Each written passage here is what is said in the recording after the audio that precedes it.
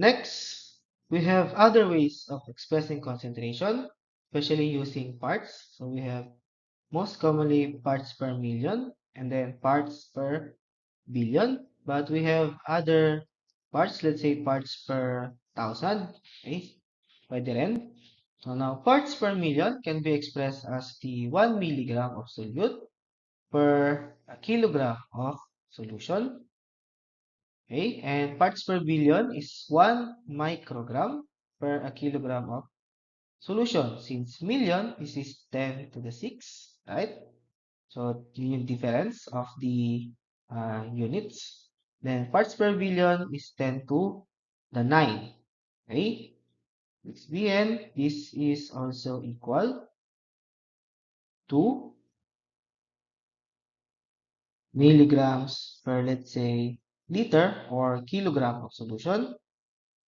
Or, it could be microgram per ml. Okay? Then, this one is equal to microgram per liter. Okay? Or nanogram per ml. Okay?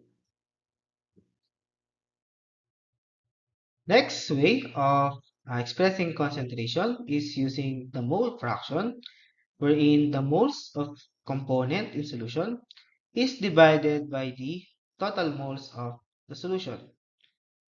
Next, I guess the most common one in expressing concentration is the molarity, or abbreviated as the capital M. So this is what you see on the reagents, let's say 1.0 M. Okay, that's your molarity. This is the moles of solute divided by the liters of solution. Okay, then for molality, so with R becoming L, and the capital M for molarity. For molality, it is a small letter m, wherein it is a moles of solute. Instead of liters, it is in kilograms of the solvent. Okay? Now, mole fraction, okay? In some applications, one needs the mole fraction of solvent, not solute, which make sure you find the quantity you need. Okay? For molality, because volume is temperature dependent, okay, molality can change with temperature. And for molality, because moles and mass do not change with temperature, molality is not temperature dependent. Okay? Now, these ways of expressing concentration is interconnected with each other. If we know the density, so we can calculate the molality from the molarity and vice versa. Okay? Lastly, or the last way of expressing concentration is normality, abbreviated as capital N. So in some cases, particularly a situation involving acid-base, okay, the solution concentration is expressed in normality, usually in older uh, definitions.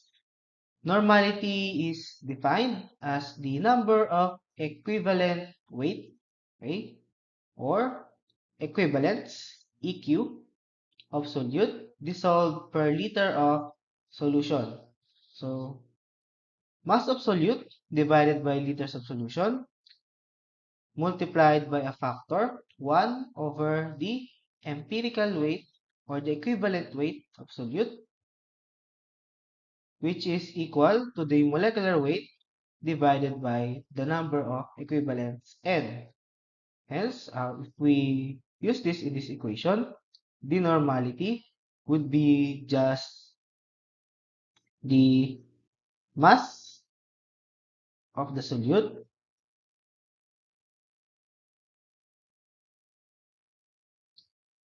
all over the liters of solution multiplied by the molecular weight, and this time, since it is in the denominator, it will be multiplied with the number of solute.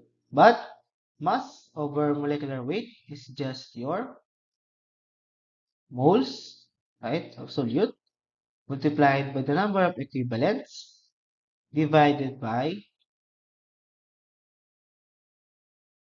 liters of solution. Okay? So it's just like uh, this equation, moles per liter, is just your molarity, right? So normality is just equal to your molarity multiplied by the number of equivalents. Now, what is this number of equivalents? Okay? So for acids daw, the N is the number of H plus ions. For example, we have HCl. Our number equivalent is the number of H, 1. If we have H2SO4, so we have 2. For H3PO4, the number of equivalent is 3. Right? So number of H. For bases, it is the number of hydroxide. So let's say NaOH. So remember, this is 1. Okay, so since there's only one hydroxide, if we have CaOH2 or calcium hydroxide, since there are two hydroxide, the number of equivalent is now 2. Okay? Now, what if there's no H or OH? For example, FeCl3. What would be the number of equivalents? So the number of equivalents would be determined by charge of the cation. In this case, this is Fe3 positive. Therefore, the number of equivalent is 3. Right?